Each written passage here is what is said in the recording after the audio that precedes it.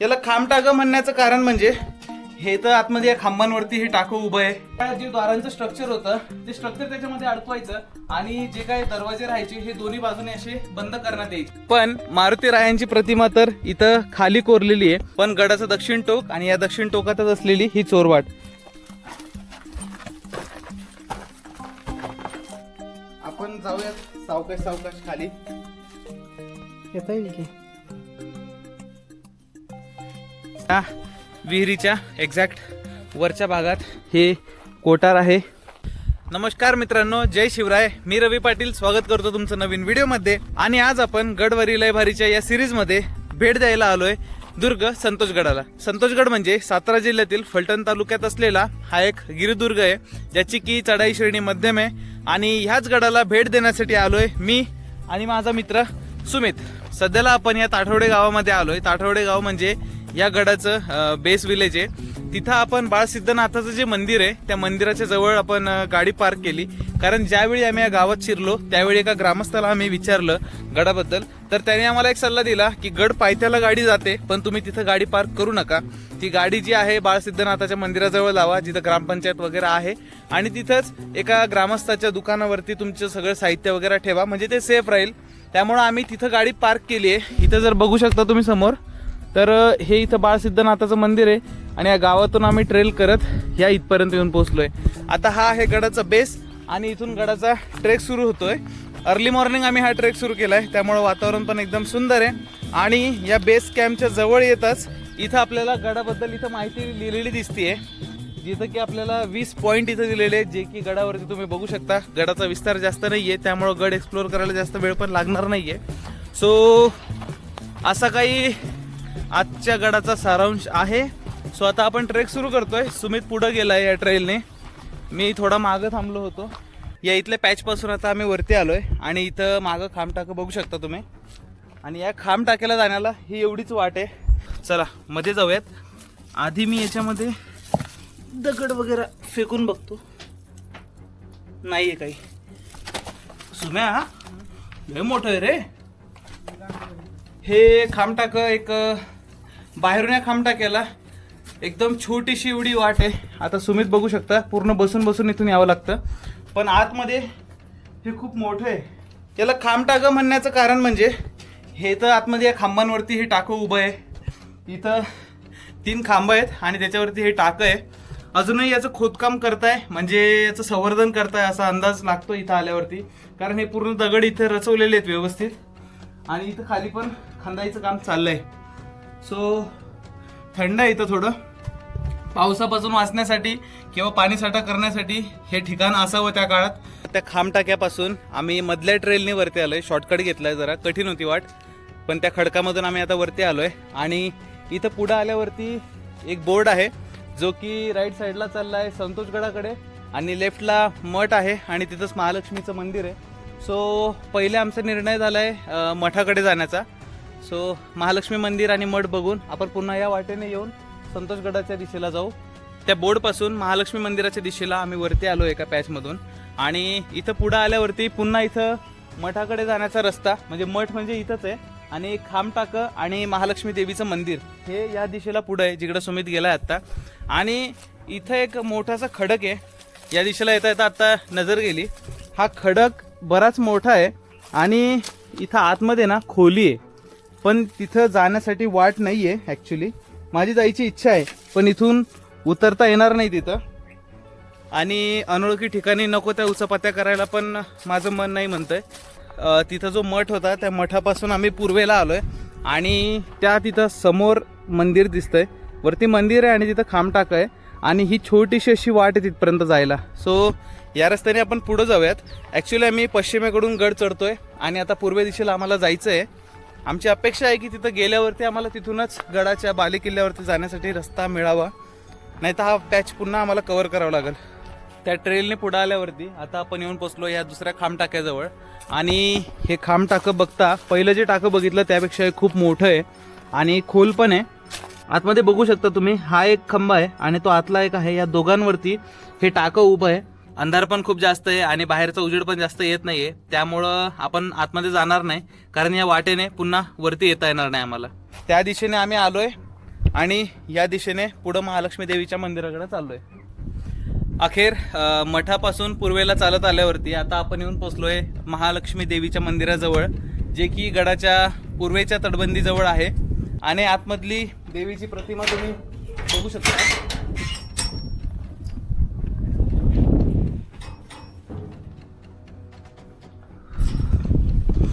दर्शन वगैरे तर घेतलंय आपण आणि आता इथून बघूयात. इथून एक वाट दिसते मंदिराच्या मागच्या बाजूने पुढे जाण्यासाठी. ही वाट बघूयात आपण की ही वाट आपल्याला गडाच्या दिशेला घेऊन जाते का नाही, नाहीतर मग आम्हाला पुन्हा हा आता बाकीचा ट्रेल कापत जाऊन त्या बोर्ड पासून पुन्हा गडाच्या मुख्य दरवाजाजवळ जावं लागेल. आणि इथं तटबंदीपासून वरती गेल्यावरतीच चिलखती बुरुज नजरेस येतोय. पण आम्ही निर्णय घेतला की परत जाऊन गडाचा जो मुख्य महाद्वार आहे तिथूनच आपण गड सर करूयात, म्हणजे आपल्याला गडाचा प्रॉपर अंदाजा येईल. महालक्ष्मी मंदिरापासून आपण पुन्हा त्या बोर्डजवळ येऊन पोहोचलोय जिथून संतोषगड आणि महालक्ष्मी मंदिराकडे जाण्याची वाट होती. आणि तिथून आता आपण पश्चिमी बुरुजाजवळ आलोय. इथून पहिलाच आपल्याला बोर्ड दिसतंय बुरुज म्हणून, आणि तिथं आहे प्रथम दरवाजा. हा बुरुज म्हणजे गडाचा पहिला टप्पा. तिकडं देवीचं मंदिर वगैरे तर होतं, पण इथून खरं गडाची मुख्य वाट आहे. इथं बाक वगैरे पण लावलेला आहे बसण्यासाठी, आणि वानरसेना पण सज्ज झालेली आहे आमच्या स्वागतासाठी. त्यांना न डिवसता आम्ही शांतपणे हा ट्रेक करणार. त्या तिथं बुरुजाचं बोर्ड बघून आपण या ट्रेनने पुढे आलोय. आणि इथं आपल्याला मागं दिसतोय प्रथम दरवाजाचा बोर्ड. हा प्रथम दरवाजाही तुम्ही माझ्या मागं बघू शकता. जसे आपले स्वराज्यातील इतर गडदुर्ग आहेत त्याचप्रमाणे या पहिल्या द्वाराचंही बांधकाम आहे. इथं जर आपण लक्ष देऊन बघितलं तर ती जी खालची तटबंदी आहे आणि इथपर्यंत जी तटबंदी येते त्या काळी ही तटबंदी भक्कम अशी उंच असेल. आणि ह्या दरवाजाचं बांधकाम जे आहे ते युद्धनीतीचा विचार करूनच केलेलं आहे. आज रोजी हा द्वार पूर्ण पडक्या अवस्थेत आहे, पण इथं काही अवशेष आहेत जे की आपल्याला इतिहासाच्या पाऊलखुणा आठवून देतं. इथं दोन्ही बाजूला असे हे देवड्या आहेत जे की द्वार बंद करण्यासाठी त्या काळात वापरल्या जायच्या. आणि याचं वरचं छत जे आहे ते पूर्ण पडलेलं आहे. इथं बाजूला सैनिकांसाठी ज्या खोल्या राहायच्या महाद्वाराच्या नंतर त्यांचे अवशेष आपल्याला इथं बघायला मिळत आहे. आणि ही आहे उजव्या बाजूची तटबंदी. त्या पहिल्या दरवाजापासून जास्तीत जास्त 500 ते 600 मीटर पुढं आलो आहे. आणि इथं दुसऱ्या दरवाजाचं बोर्ड आहे. हा दुसरा दरवाजा पहिल्या दरवाजापेक्षा थोडा शाबूत आहे.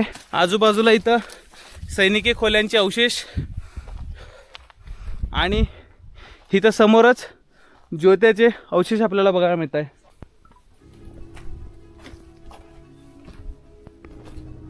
तर आता आपण येऊन पोहोचलोय गडाचा मुख्य दरवाजा म्हणजेच महादरवाजाजवळ. या महादरवाजाची बांधणी जर बघायची झाली तर हा एक गोमुख आकाराचा महादरवाजा आहे, जो की पूर्ण सी शेप मध्ये आहे.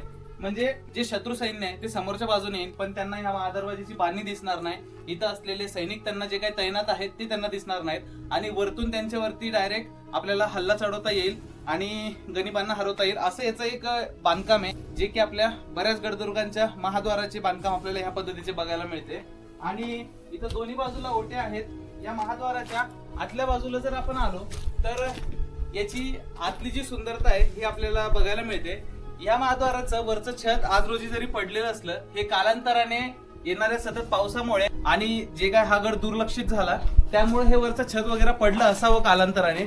आणि ह्या दोन्ही बाजूला आपल्याला सैनिकी खोल्या बघायला मिळतात, जे की त्या काळात नोंदणी वगैरे करण्यासाठी वापरल्या जात असाव्यात. ह्या द्वाराची सुंदरता जर बघायची झाली आणि त्या काळातील महाद्वारांचं बांधकाम जर बघता झालं तर इथं आपण बघू शकतो वरती आपल्याला हा दगडामध्ये कोरलेला एक कोंडा दिसतोय आणि इथं एक देवडी केलेली आहे. म्हणजे कसं त्या काळात जे द्वारांचं स्ट्रक्चर होतं ते स्ट्रक्चर त्याच्यामध्ये अडकवायचं आणि जे काही दरवाजे राहायचे हे दोन्ही बाजूने असे बंद करण्यात यायचे. लाकूड अडकवलं जायचं म्हणजे द्वार आतून पूर्णपणे बंद होईल. बाहेरून किती जरी त्याच्यावरती हल्ला चढवला तरी सुद्धा ह्या लाकडामुळं तो द्वार एकदम भक्कम आणि बंद राहील. आणि आतापर्यंतच्या भ्रमंतीमध्ये मी पहिल्यांदा अशा लाल दगडात बांधलेल्या या भिंती बघतोय. कदाचित या भागातील दगडाचा हा प्रकार असेल, मुरुम जो आहे या भागातील, त्यामुळे याला असा लालसर कलर आलेला आहे. पण असो, या गडाचं हे वैशिष्ट्य जरा वेगळंच वाटलं मला. पण गडाचे 3 द्वार आहेत आणि तीनही अत्यंत उत्कृष्ट आहेत. सो इथून आपण आता जाऊयात पुढच्या दिशेला. इथं मागच्या बाजूला मारुती मंदिर आणि श्री गणेश मंदिर आहे. इथेही आपल्याला जी मारुती रायांची प्रतिमा आहे ही आपल्याला चपेटदान बघायला मिळते. या चपेटदान प्रतिमेचं मी आपल्या बऱ्याच व्हिडिओजमध्ये सांगितलेलं आहे की या चपेटदान मारुतीचा अर्थ काय होतो. या गडाचा विस्तार असा काही जास्त मोठा नाही आहे, पण गडावरती जे अवशेष आहेत हे आजही चांगल्या स्थितीत आहेत, सुस्थितीत आहेत. हे बघून जरा मनाला छान वाटलं. त्या गणेश मारुतीच्या मंदिरापासून आपण पुढे आलोय आणि आता आपण चाललोय गडाच्या दक्षिणेला. या दक्षिणेला जातानाच इथं आपल्याला कोरीव मारुती म्हणून एक बोर्ड दिसलंय आणि इथं वरती पण एक इमारत आहे. पण आपण पहिला गड जो आहे हा तटबंदीने एक्सप्लोअर करूयात, त्यानंतर आपण आतमध्ये शिरण्याचा विचार करूयात. पण इथं कोरीव मारुतीचं बोर्ड तर आहे, पण मारुती राय काही इथं आम्हाला दिसायला तयार नाहीत. कुठं गेले मारुती राय? इथं तर मारुती रायाची प्रतिमा आम्हाला नाही दिसली, पण इथं बोर्ड आहे. कुठे ऐकच्या आवाज हे बघा. त्या बोर्डला बघून मी इकडं आतमध्ये पूर्ण शोधतोय की मारुती रायांची प्रतिमा कुठे आहे. पण मारुती रायांची प्रतिमा तर इथं खाली कोरलेली आहे. तिकडून जर बघितलं तर हा फक्त एक गड्डा दिसतो पाण्याचा, पण इथं ह्या दगडावरती कोरलेलं आहे श्री मारुती रायांचं शिल्प. इथं मागच्या बाजूला एक पाण्याचा टाक आहे ज्याच्यामध्ये खाली पाणी वगैरे आहे पूर्ण, आणि तिथं एक देऊळ पण दिसतंय. त्या देवळाला जाण्यासाठी वाट ही पलीकडच्या बाजूने त्या कातळात कोरलेली आहे. तर आपण ज्यावेळी त्या बाजूला जाऊ त्यावेळी ह्या पाण्याच्या टाक्यात उतरू. पण आता तरी जो आपला गोल आहे तो आहे बुरुजाकडे जाण्याचा, म्हणजे गडाची दक्षिण बाजू बघण्याचा. इथं पुढं आल्यावरती इथं बुरुजातील वाट म्हणून एक बोर्ड आहे आणि इथून पुढे एक खोलीसारखं दिसतंय आणि हा इथं वरती बुरुज आहे. तर पहिले आपण या वाटेने खाली जाऊयात, जी की एका दगडाच्या सहाय्याने उभा आहे. म्हणजे काय की हा वरती झाला बुरुज आणि ह्या बुरुजाची जी खालची तटबंदी आहे या तटबंदीने कदाचित असा पुढच्या बाजूला हा निघत असावा असा माझा अंदाज आहे. इथून येताना जरा सांभाळून येतो, पण बांबू जर पडला ना तर बांबूवरती टाकून न्यायची बारी येईल. हे बघू शकता या बांबूवरती हा दगड टिकलेला आहे. बुरुजाच्या या वाटेतून पुढे आल्यावरती आपण या चिलखती बुरुजावरती येऊन पोहोचतो. चिलखती बुरुज म्हणजे युद्धामध्ये जसं आपल्या शरीराचं आपल्या छातीचं संरक्षण करण्यासाठी आपण चिलखत घालायचो, तसंच या बुरुजाचं संरक्षण व्हावं त्यासाठी ही तटबंदी बांधली गेली असावी. कारण जर या डोंगरावरून ह्या गडावरती हल्ला चढवण्यात आला किंवा या बुरुजावरती हल्ला चढवण्यात आला तर डायरेक्ट या भिंतीला नुकसान न होता या भिंतीचं नुकसान व्हावं, म्हणजे आपल्याला या बुरुजावरून ही बाजू लढवता येईल असा याचा वापर केला जात असावा. त्यामुळे याला चिलखती बुरुज म्हणतात. आणि याच तटबंदीने आम्ही आता पुढच्या दिशेला आलो तर इथं आम्हाला एक चोरवाट नजरेस पडली, जी की ह्याच तटबंदीच्या खाली आहे. इथून ह्या तटबंदीतून वरती जाण्याची पण वाट आहे, जी की त्या बुरुजावर घेऊन जाते आणि गडाच्या पुढच्या दिशेला घेऊन जाते. पण गडाचं दक्षिण टोक आणि या दक्षिण टोकातच असलेली ही चोरवाट. सुमित तिथं गेलाय, इथून कदाचित दिसणार नाही तुम्हाला कारण तिथं खूप अंधार आहे खाली. तरी पण आता मी इथून खाली जातो.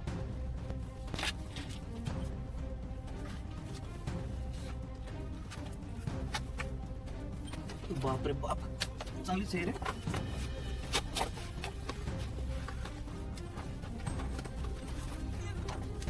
आपण एवढ्या खिंडीतून इथं आलोय आणि इथं सुद्धा मला इथं झोपून जावं लागल, एवढी निमुळती वाट आहे आणि इथून खाली उतरण्याला जागा आहे. सो मी इथून पहिले तिकडे जातो आणि मग आपण तिकडचा भाग बघूयात.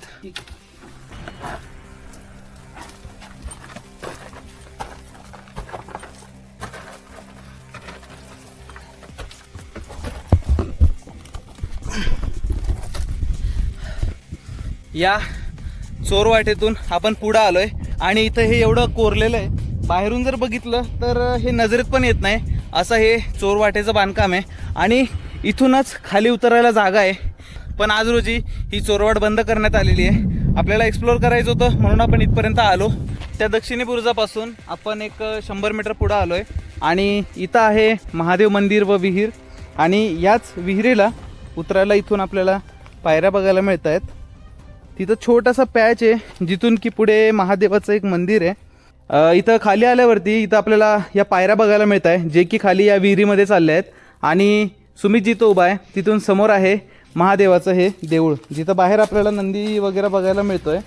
अब यहाँ तक आ गए है तो ये 4 सीढ़ियाँ भी उतर ही जाते हैं. ती खालची विहीर बघूयात आपण. सुमित खाली गेलाय, तो म्हटलाय स्ट्रक्चर वगैरे भारी आहे. सो या पायऱ्यांवरती तर पूर्ण आता हे पानं झडलेले आहेत या वरच्या झाडाचे. आपण जाऊयात सावकाश सावकाश खाली.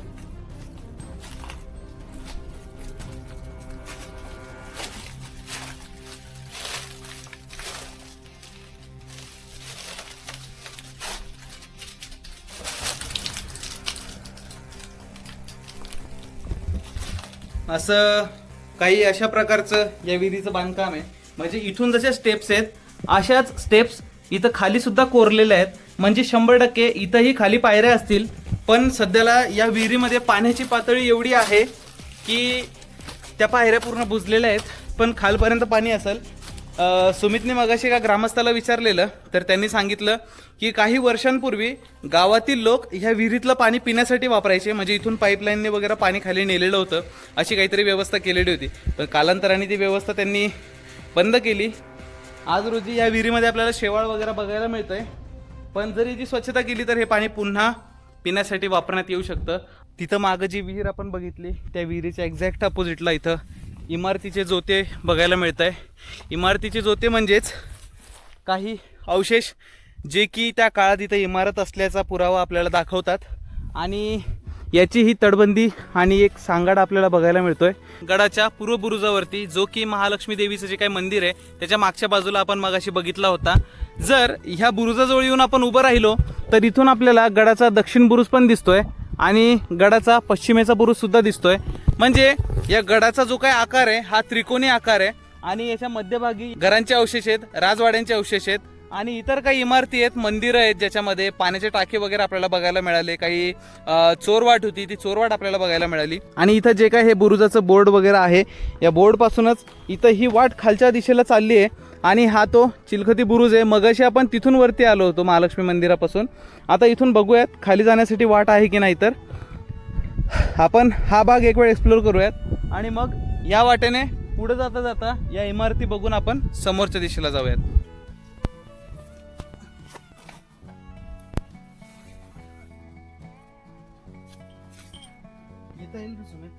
येता येईल की.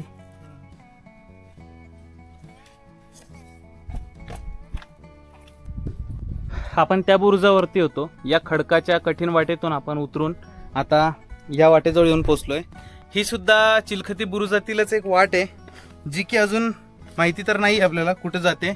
इथे आतमध्ये एक छोटंसं देऊळ आहे आणि ही वाट कुठे घेऊन चालली आहे, ही चालली आहे ह्या बुरुजाच्या वरच्या बाजूला आपल्याला घेऊन. म्हणजे ही जी काही तटबंदी आहे या तटबंदीच्या वरती आपण येतोय. इथला भाग थोडा खचलेला आहे आणि हे बघा हे बोर्ड आहे आणि ह्याच तटबंदीने आता आपण असं फिरणार आहे. चिलखती बुरुज आणि इथे माझ्या मागच्या बाजूला दिसतंय तुम्हाला महालक्ष्मी देवीचं मंदिर. याच मंदिराच्या बाजूने आपण जेव्हा आलो होतो त्यावेळी आपण त्या चिलखती बुरुजाजवळ येऊन पोहोचलो होतो. पण आपण ह्या दिशेने न येता आपण पुन्हा गड फिरून आलोय आणि त्या वरच्या मेन बुरुजवरून खाली या तटबंदीने आलोय आणि आता हा बुरुज आपण पूर्ण एक्सप्लोर केलाय. सो आता पुन्हा तो तेवढा खडक चढून वरती जायचं. गडाच्या पूर्व बुरुजावरून आपण वरती आलोय आणि त्या तटबंदीनेच गडाच्या मध्यभागात आपण आल्यावरती इथं आपल्याला वाड्याचे अवशेष वगैरे बघायला मिळाले जे की माझ्या मागच्या बाजूला आहे. जसे खाली जोते वगैरे आपण बघितले त्याच प्रकारचे अवशेष आहेत. आणि इथं आपल्याला ही नजरेस पडतीये सदर जी की आज पडक्या अवस्थेत आहे. पण हिचा हा जो ओटा आहे म्हणजे हिचा जो काही बेस आहे हा अजूनही शाबूत आहे आणि याच्यावरूनच आपल्याला या सदरीच्या बांधकामाचा अंदाजा लक्षात येतो की हे कशा प्रकारे बांधलं गेलं असावं त्या काळात. ही पूर्ण अशी इमारत असेल त्या काळात. मस्त याला सागाचे लाकडं आणि त्यावरती छत वगैरे असेल पूर्ण. आणि याच्या मागच्या बाजूलाच इकडं कोठार वगैरे आहे. काही आणखी घराच्या वास्तू आहेत, वाड्याचे अवशेष वगैरे आहेत. शिवकाळात जे काही न्यायनिवाडे व्हायचे, जो काही राजव्यवहार व्हायचा, जी काही घेवाणदेवाण व्हायची, या सगळ्या गोष्टींची नोंदणी आणि न्यायनिवाडे करण्याचं ठिकाण म्हणजेच ही सदर राहायची. त्या गणेश मंदिराच्या एक्झॅक्ट मागच्या बाजूनेच या कोठाराकडे जाण्याची वाट आहे. आणि या कोठाराचं एक्झॅक्ट लोकेशन जर सांगायचं झालं तर मारुती मंदिराची मागची बाजू, मारुती मंदिराची मागची बाजू आणि जी आपण शिवकालीन विहीर बघितली त्या विहिरीच्या एक्झॅक्ट वरच्या भागात हे कोठार आहे जे की आज रोजी अशा पडक्या अवस्थेत आहे. या इमारतीचं छत वगैरे पडलेलं आहे पण आतल्या भिंती अजूनही जशाच्या तशा शाबूत आहेत. कोठार म्हणजे त्या काळात या कोठारामध्ये धान्य साठवलं जायचं, जे की गडावरती रहित राहायची त्यांच्या उदरनिर्वाहासाठी इथं धान्य साठवलं जायचं. अशा ह्या 2 खोल्या आहेत. एक खोली मी तुम्हाला दाखवली आणि दुसऱ्या खोलीचं हे अशा प्रकारचं बांधकाम आहे. याच्यामध्ये पूर्ण गवत वगैरे आहे, झाडं वगैरे आलेले आहेत आणि इथून आपल्याला दिसत आहे काही अवशेष. आतापर्यंतच्या गड भ्रमंतीमध्ये ह्या गडावरती आम्हाला सर्वात जास्त असे अवशेष बघायला मिळालेले आहेत. या सह्याद्री डोंगर रांगेच्या प्रतापगडापासून 3 डोंगर रांगामध्ये विभाजन होते. त्यातली पहिली डोंगर रांग म्हणजे शंभू महादेव डोंगर रांग, दुसरी म्हणजे बामनोली डोंगर रांग, तिसरी म्हणजे मसोबा डोंगर रांग. तर ह्या मसोबा डोंगर रांगेवरती वसलेले 4 दुर्ग आहेत. त्या 4 दुर्गांपैकी संतोषगड एक आहे. या गडाचं बांधकाम केलेलं आहे ते छत्रपती शिवाजी महाराजांनी. तर मित्रांनो, गडवारीच्या ह्या अध्यायामध्ये एवढंच. आपण लवकरच भेटूयात नवीन व्हिडिओमध्ये. तोपर्यंत जय शिवराय. इथं ज्या ठिकाणी आपण बाईक पार्क केली होती हे लोकेशन म्हणजे बाळसिद्धनाथाचं मंदिर आहे या तातवडे गावातलं. या बाजूला ग्रामपंचायत आहे आणि इथंच जनता जनरल स्टोअर वगैरे आहे. इथे आपण बाईक पार्क केली होती.